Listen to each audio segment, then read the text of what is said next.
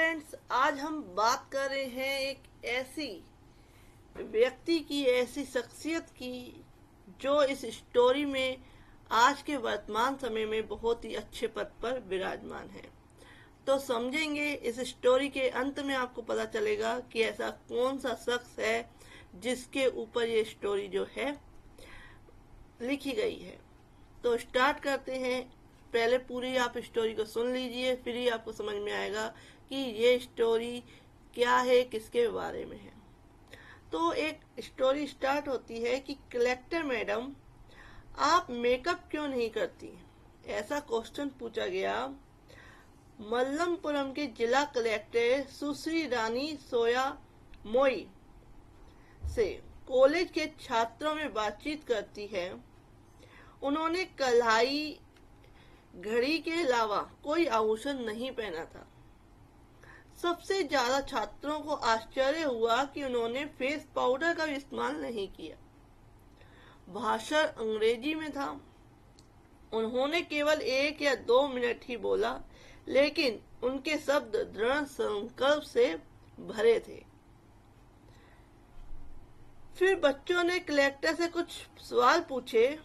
प्रश्न यह था कि आपका नाम क्या है। मेरा नाम रानी है।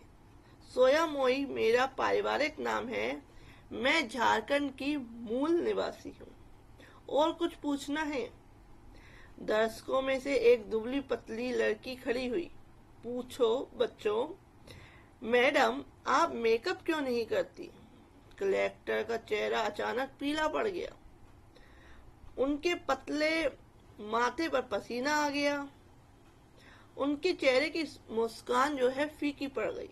दर्शक अचानक चुप हो गए।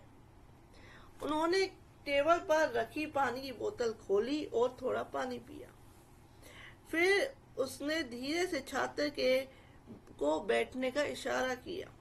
फिर वह धीरे से बोलने लगी। तुमने एक परेशान करने वाला प्रश्न पूछा है। यह ऐसा सवाल है जिसका जवाब एक शब्द में नहीं दिया जा सकता। मुझे जवाब में तुम्हें अपनी पूरी जीवन कहानी सुनानी है। मुझे बताओ कि क्या तुम मेरी कहानी सुनने के लिए अपने कीमती 10 मिनट निकालने को तैयार हो?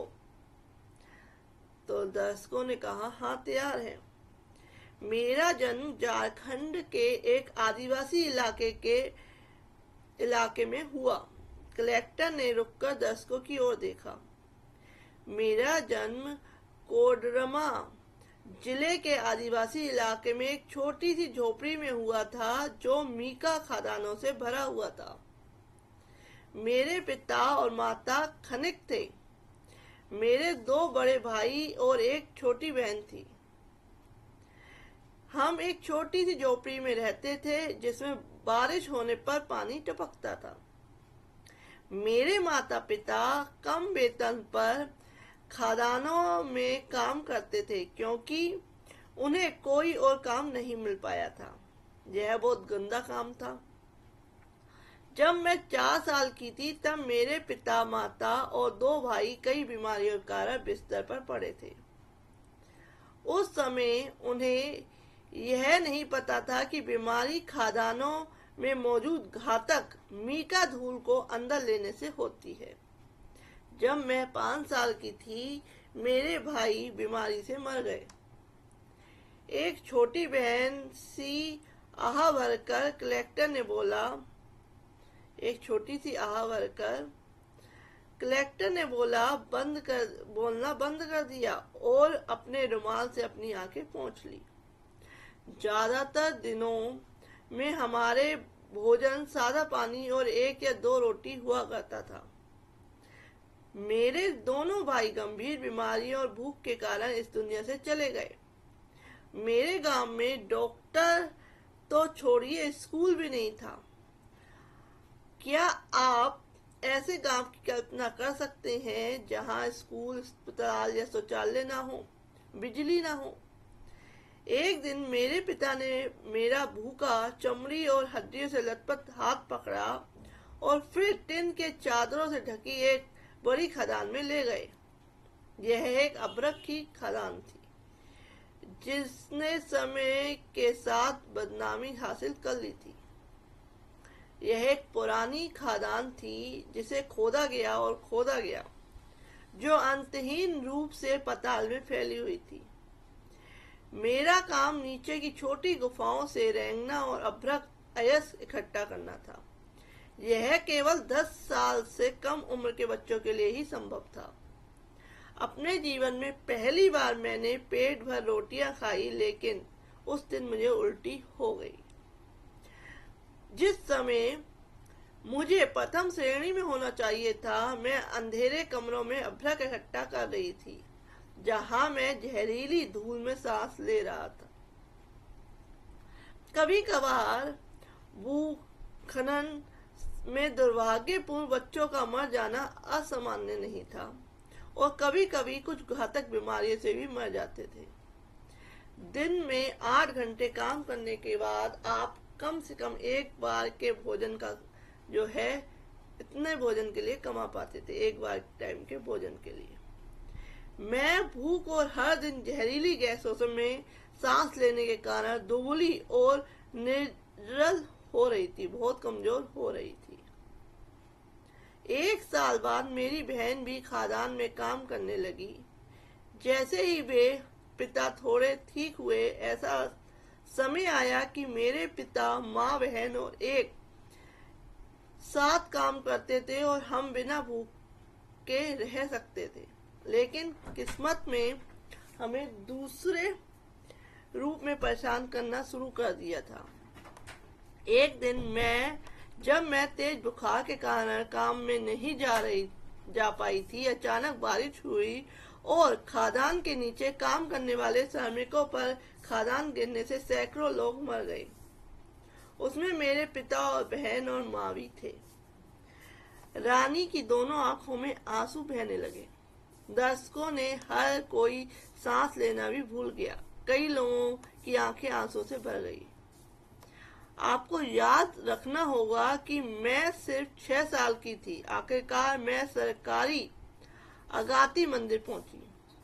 वहां मेरी शिक्षा हुई। मैंने अपने गांव में ही अपनी पहली अक्षर पद्धति सीखी है। आखिरकार यहाँ कलेक्टर आपके सामने है। आप सोच रहे होंगे कि इसका और इस बात का क्या संबंध है कि मैं मेकअप का इस्तेमाल क्यों नहीं करती।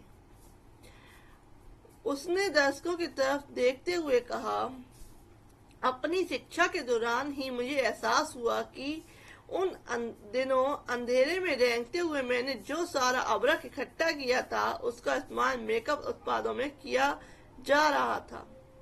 अभ्रक पहला प्रकार का मोती जैसा सिलिकेट खनिज है। कई कंपनियां कॉस्मेटिक कंपनियों द्वारा पेश किए जाने वाले खनिज मेकअप में अपनी त्वचा के लिए सबसे चमकीला रंग बहुरंगी अभ्रक से आता है, जिसे 20,000 छोटे बच्चे अपनी जान जोखिम में डालकर निकालते हैं। गुलाब की कोमलता, उनके जले हुए सपनों, उनके बिखरते जीवन और चट्टानों के बीच कुचले गए उनके मांस और खून के साथ आपके गालों पर फैलती है। खदानों में बच्चों के हाथों से उठाए गए लाखों डॉलर के अभ्रक का इस्तेमाल आज भी किया जाता है, हमारी सुंदरता को बढ़ाने के लिए। अब आप ही बताइए, मैं अपने चेहरे पर मेकअप कैसे लगाऊं? मैं अपने भाइयों की याद में पेट भर कर कैसे खाऊं जो भूख से मर गए? मैं अपनी माँ की याद में महंगे रेशमी कपड़े कैसे पहनूं जिन्होंने कभी फटे कपड़ों के बारे में सपने में भी नहीं सोचा था। जब रानी चली गई तो पूरा दर्शक अनजाने में ही खड़ा हो गया। उनके होठों पर हल्की मुस्कान थी, आंखों में आंसू पोंछे बिना उनका सिर ऊंचा था। झारखंड में अभी भी उत्तम गुणवत्ता वाला अभ्रक खनन किया जाता है। 20,000 से अधिक छोटे बच्चे स्कूल जाने के बिना वहां काम करते हैं। वे मर जाते हैं या भूख या भूकंप है उसमें या कुछ बीमारियों से। तो कई साल बाद वह महिला कलेक्टर भारत गणराज्य की पहली नागरिक बनी। महामहिम द्रौपदी मुर्मू भारतीय गणराज्य की राष्ट्रपति। तो ये कहानी जो है वह हमारे राष्ट्रपति द्रौपदी मुर्मू की है। तो फ्रेंड, अगर आपको ये कहानी पसंद आई हो, if you like my video, please like share and subscribe my channel. Thank you for watching this video.